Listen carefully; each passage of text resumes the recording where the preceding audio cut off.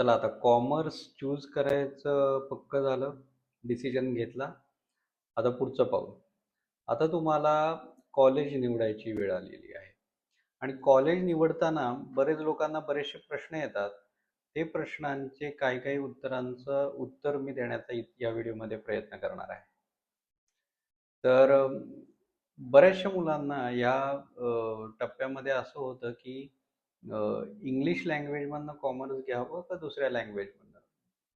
खासकर जी मुलं मराठी, हिंदी किंवा दुसऱ्या लोकल लँग्वेजेसमध्ये 10वी पर्यंत शिकलेली आहेत, त्यांना फारसं काही बॅकग्राऊंड नाही एज्युकेशनचं किंवा फॅमिलीजमध्ये नाही, त्यांना हा प्रश्न पडलेला असतो आणि त्यांना ऑब्व्हियसली असं वाटत असतं, की आपण लोकल लँग्वेजेसमध्येच कंटिन्यू करावं, जेणेकरून आपल्याला पटपट गोष्टी समजतील आणि मग नंतर आपण ॲप्लिकेशन करू त्याचं. पण हे चुकीचं आहे मित्रांनो. का? कारण की स्वतःच्या लँग्वेजचं, लोकल लँग्वेजचं मलाही अप्रूप आहे. मराठी भाषा असो, हिंदी भाषा असो किंवा दुसरं लोकल लँग्वेज त्याचा अप्रूप आहे आणि त्याचं नॉलेज, त्याचं तुमचं प्रभुत्व, त्यांचं ज्ञान हे असावंच आणि ते तुम्ही जपलंच पाहिजे.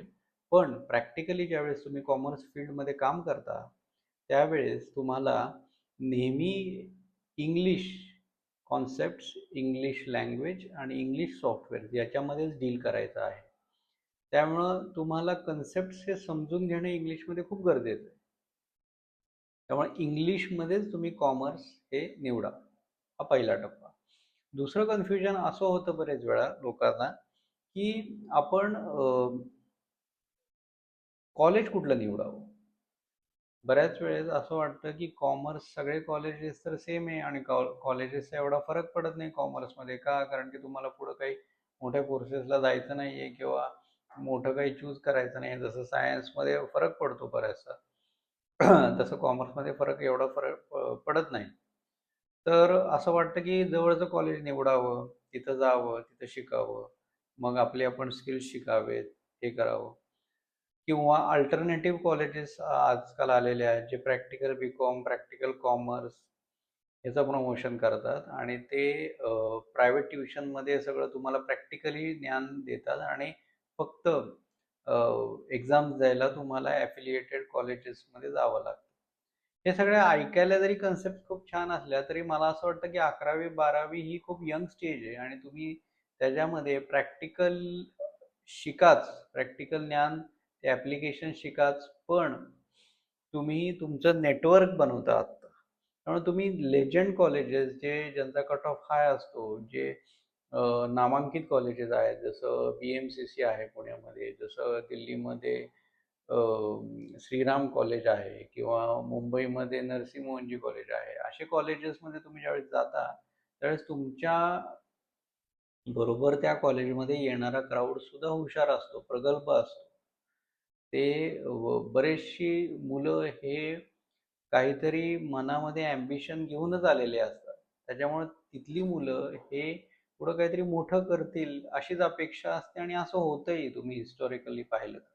तर तुम्ही नेटवर्किंगसाठी, तुमचे विचार प्रगल्भ होण्यासाठी तिथं जावा आणि ते कॉलेजेस चूज करा. जेणेकरून तुमच्या लाईफमध्ये तुमचा माइंडसेट जो आहे ना, तो छान राहील आणि चांगला राहील.